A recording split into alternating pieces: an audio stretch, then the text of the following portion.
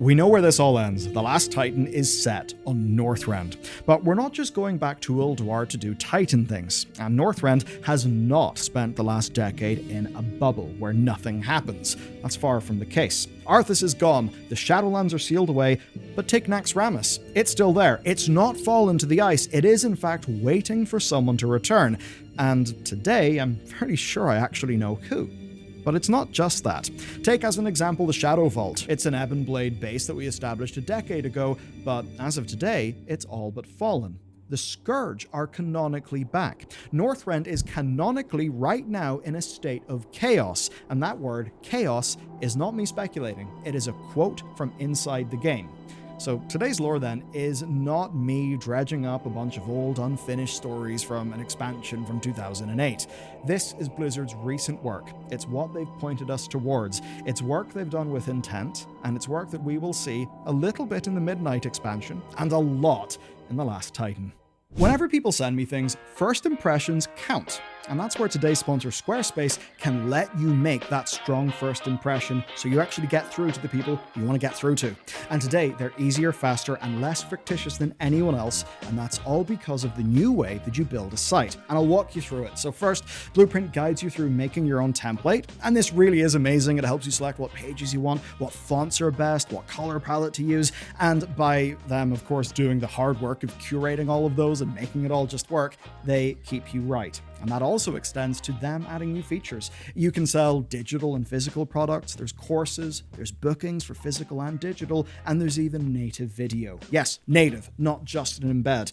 Which basically just means it looks and feels way better and way more pro. Now, it's all designed to work together, and rather than be a bunch of cobbled together features with inconsistent design, it's actually seamless and professional so that your customers actually have a great first impression, which is what you want. And whenever they convert, well, you have seamless buying with Squarespace payments. They really are the complete package, everything that you need, and by following my link, squarespace.com/BellularGaming, you get to build your site for free. And then when you're ready to send it live, my code, BellularGaming, gets you 10% off your first purchase of a site or domain.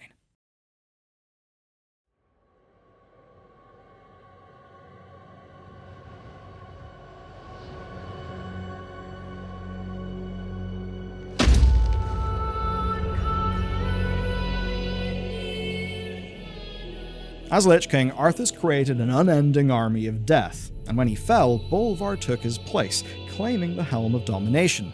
Without it, the Scourge would have no centralized control. There would have been a power vacuum, and that would have been dangerous.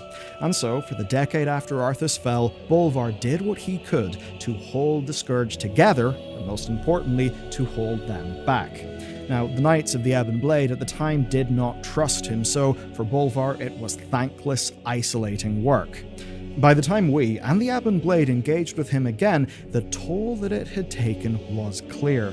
During the Legion expansion, Bolvar sounded less and less like his old heroic self. In time, he may even have turned against us, but in breaking the Helm of Domination, Sylvanas both put an end to that and set the board for today's situation. Because if you thought the Scourge ended with Shadowlands' launch event or Kel'Thuzad's demise, you would in fact be wrong. Not only does a whole in-game Scourge storyline happen after the Jailer's defeat, there is even hard confirmation of active Scourge within Northrend now. Not long after the Shadowlands, Kel'Thuzad came under major attack from the old Scourge fortress of Deathholm, which was a remnant of Arthas' invasion decades and decades ago before he was the Lich King. But of course, that was a very different time. It was a different Scourge. Today's Scourge is nothing like that one. Vorath, member of the Sand Lane, who are a commander cast within Arthas' Scourge, had returned home. He had gathered the Scourge around him, and by the time we got involved, it was almost too late. Blood Elf lands almost fell, but of course not quite. We, along with the Blood Elves, take the day, we press through to the Ghostlands, and we put an end to Vorath. And it's easy for us players to see this as a self-contained plot for Blood Elf characters, but I assure you, it is not. What matters is that this plotline happened after the Jailer was defeated, and it could only have happened then, And the reason why is control over the Scourge should have been the Jailer's after Arthas' downfall, but thanks to Bolvar taking up the helm, it wasn't.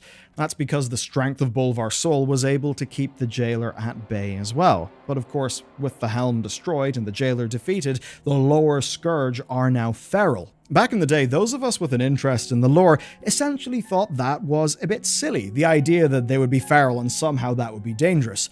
But Vorath shows us that actually it's an opportunity, that those lower Scourge can be dominated and this can lead to opportunistic warlords. And here's the thing, Lorthamar, leader of the Blood Elves, knows that Vorath was just a symptom. I will inform the Ebon Blade of what transpired. If the Scourge caused such problems here, I suspect matters in Northrend may be even worse. Those lines from Lorthamar are our first Northrend clue. We get more clues then from exploring Azeroth Northrend. This is a book that details the Bronzebeard brothers' travels through Northrend after Shadowlands, right? After the Jailer. And when they're traveling, they discover that it's very much a continent that is active. They in fact explicitly reference Naxxramas. And it's the way they describe Naxxramas that's the most important. But to properly understand that, we've got to jump forward and go to a direct in-game reference that's very fresh. Another warning came to us from the final Tyrsgard quest in Dragonflight, and being honest with you, it completely passed me by. So, Talithus, a paladin obsessed with order, worships Tyr as a paragon of all the virtues, and of course, knowing Tyr's history in the continent of Northrend, he says this. I asked Tyr what wrongs he planned on righting first in this world, the chaos in Northrend, or the Broken Isles, or Quel'Thalas.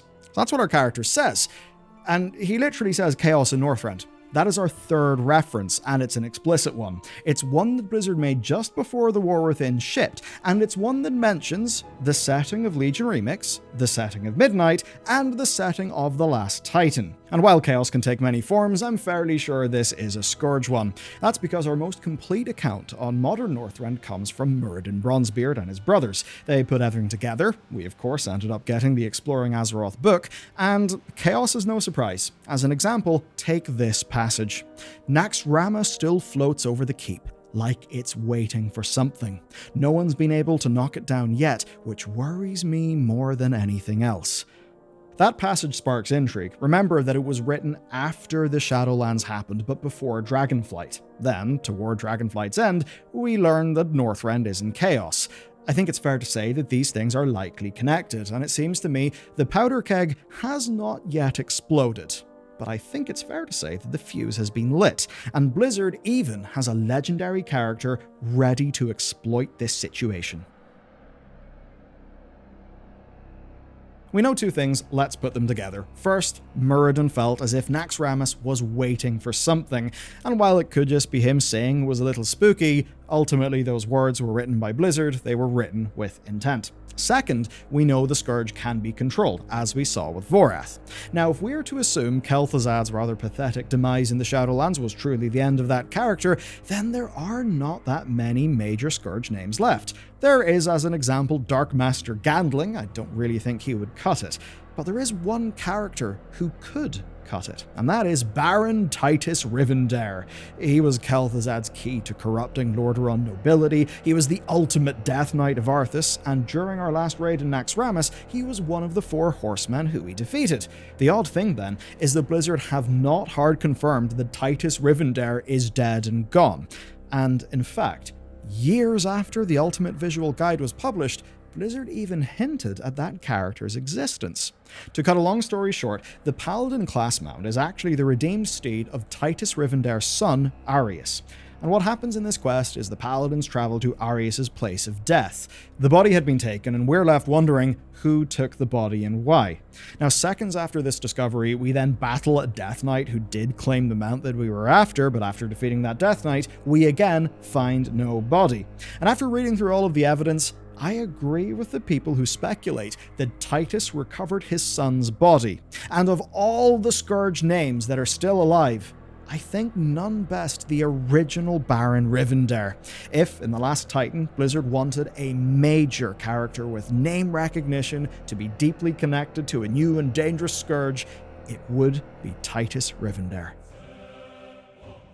The Scarlet Crusade is back, and it's back in a big way. Not just in patch 11.1.7 story, but actually on Northrend, and they've been there for a while.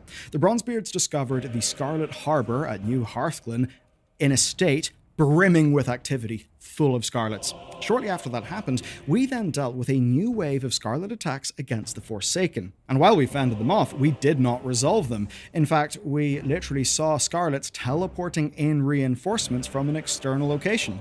I think that external location is highly likely to be their long-established base in Northrend. And the thing is, the rest of this video plays into the hands of the Scarlets. A active Scourge in Northrend actually helps the Scarlets. It's going to drive the locals of Winterguard and its surrounding settlements right into their arms, providing them on Lordaeron with the reinforcements they would need. Add to all this then the light undead that we saw at the end of the Reclamation of Gilneas. Blizzard added that in for a reason, and in the War Within's Priory of the Sacred Flame dungeon, we saw more light undead just like it. We've also, of course, got the sense from characters like Faerun that the Arathi Empire are not really that warm to outsiders. We also see them as light-wielding extremists, such as in the Priory. So expect these stories to clash. It seems many of the Arathi Empire might actually quite like the Scarlets. And if Blizzard were to follow a classic Scarlet tradition, well, perhaps even there could be a returning Dreadlord. After all, their leader in Lordaeron, Dathrahan, was possessed by a Dreadlord. Their leader in Northrend, Admiral Borean Westwind, was possessed by a Dreadlord.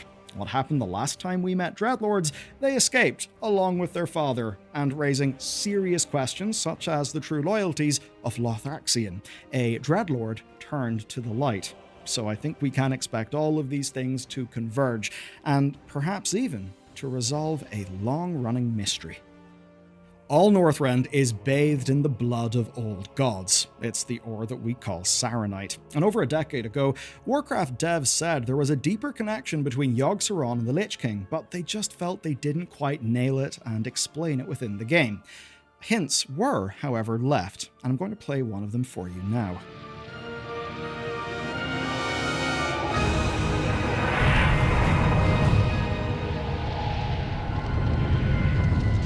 Yes, that's the Lich King, but the music that's playing is actually Yogg-Saron's theme. Blizzard did tease back then.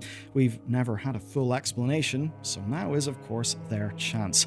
And that's just one example of the ultimate promise of the Last Titan expansion, which is that it can bring together almost every classic Warcraft thing that you can think of. The big ones, obviously, are Illidan and Sargeras. Of course, there are Dreadlords, the Scarlets, the Scourge, and perhaps most of all, the Titans.